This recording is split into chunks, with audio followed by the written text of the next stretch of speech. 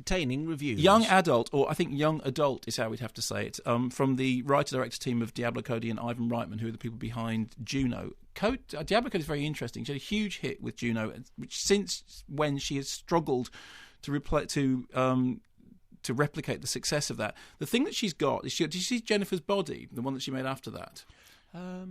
Which was kind of high, which was like a sort of high school horror movie, satire, which I thought was rather good, but actually didn't do very well at the box office. That idea that actually the high school prom queen is terrifying in a very real way. And I thought she played it rather well. I thought it was a good sort of Shaun of the Dead related sort of horror spoof, but didn't do particularly well at the box office. Anyway, so now he's teamed up again with Ivan Reitman and with Jason Reitman, not Ivan Reitman, Jason Reitman. Beg your pardon, sorry, Jason Reitman. Ivan's the other one. I'm utterly Jason confused. Reitman, the director. Ivan Reitman is the older, obviously. So Jason Reitman, Diablo Cody got back together and after Juno to make this. Now the thing with Diablo Cody is what she's got a reputation for is having an ear for teenage dialogue. Although those who criticise her would say that what her teenage dialogue sounds like what an adult's idea of teenage dialogue is. And a lot of people watch Juno and said, well, actually, teenagers don't talk like that. That's basically what an adult thinks a teenager talks like. So she's kind of taken the bull by the horn. Is the job of dialogue to repeat exactly the way teenagers talk? No, I don't think so at all. And I like Juno very much. I think that criticism is invalid. But what she's done here is taken the bull by the horn and said, OK, fine, we have a central character, Charlize Theron, who is somebody who writes young adult fiction and therefore is a grown-up who thinks she knows what young adults talk like. So that's her role in life, is to be grown up but to pretend to be young. So it kind of ties in rather nicely to the criticism of Juno.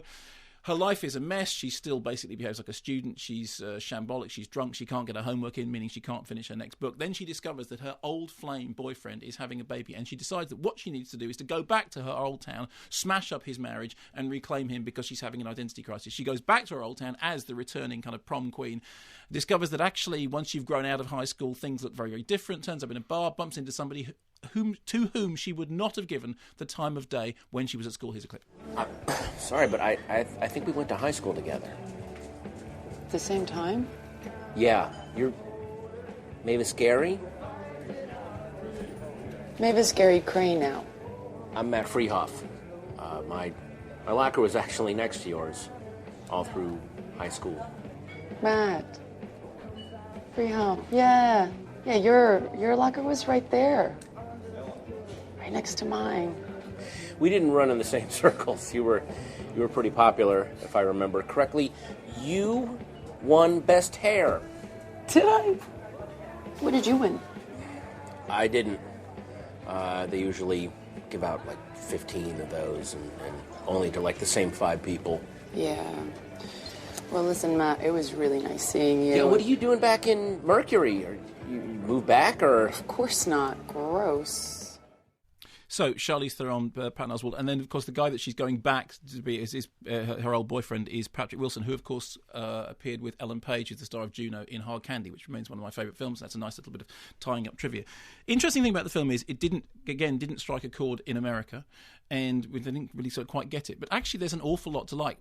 Partly because Charlize Theron is very good at acting the kind of essentially damaged, neurotic central character who does have a lot of talent, does have a lot of things going for, but is basically all over the place, can't get a life together, and hasn't moved on from the horror of high school. One of the things that Diablo Cody manages to do is to look at that period, the adolescent period, high school, college, blah, blah, blah, and look at it in a way which is sardonic and ironic and funny and yet knowing and somehow oddly loving at the same time. I mean, essentially what you have here is something that comes on like a cross between Romeo and Michelle's high school reunion, which I really love, and at times Carrie, because the central character is essentially unlikable and mad and neurotic and a little bit dangerous. I mean, what she's done is she's decided to come back and smash up a perfectly functioning marriage in some sort of twisted... There is, in some twisted way, a sort of revenge drama playing out underneath it. And yet, that never seems to be what you're watching. There's a sequence very early on in the beginning when she's driving to her hometown and she's listening to a piece of music that meant a lot to her and her boyfriend when they were together, and the camera goes right inside the cassette. There's a whole thing about it's a cassette player, therefore it's nostalgia. It's it's that thing about lusting for a bygone age, something which only ever existed in high school. And through her relationship with Patton Oswalt's character, she realises that in fact her version of what high school was like was completely twisted and out of shape anyway. And what she's coming to terms with is that nothing is what she thought it was like. And yet, whilst the drama is playing out, you're not conscious of it having any of that. All you're thinking about is that it's embittered in a way which I like. It's twisted in a way which I like. It kind of doesn't go anywhere in a way which I like. I mean, actually, the drama sort of quite deliberately noodles around not moving very far and moving from a point of not much resolution to a point of still not much resolution, in which all the characters are essentially sort of broken upon the wheel of the high school rack, and yet she's the one who hasn't moved on. It's funny. I do think Charlize Theron is very good in it. I can understand why it was that the Americans didn't go, wow, this is great, let's go and see it in our droves. But it is kind of, the thing I like about it is that it's kind of incidental. There are a couple of, I mean, every now and then Diablo Cody's writings has tropes which sometimes can be a little bit irksome. I mean, it would be very nice to see a screenplay in which she didn't mention Maker's Mark. I mean, in every screenplay she writes, at some point somebody has to order a Maker's Mark. It's like, okay, fine, you like Maker's Mark, move on. That's starting to look like product placement. But outside of that, I think it's a nice idea that somebody who was criticised for writing like an adult, attempting to imagine what a teenager writes like, says, okay, my next character is an adult attempting to imagine what a teenager sounds like, and making a strength of that, making a virtue out of that. I think she is a good writer, and I think she has greater things ahead of her. But this is a pretty fine holding pattern, and Charlize Theron is very good.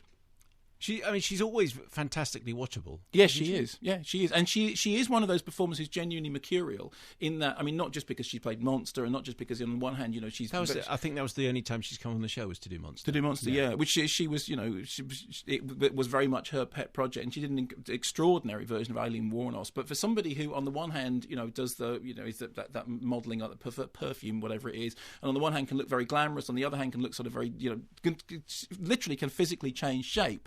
The interesting thing about this is that I think she's, taken the opportunity to play a character who's essentially broken and unlikable, and give it some welly. Rob Streeton on Twitter: Dear Dr. Mark, sorry, I think you've made a mistake. Young adult is unlikable because it is utterly lifeless and laboured. Okay. Movie Man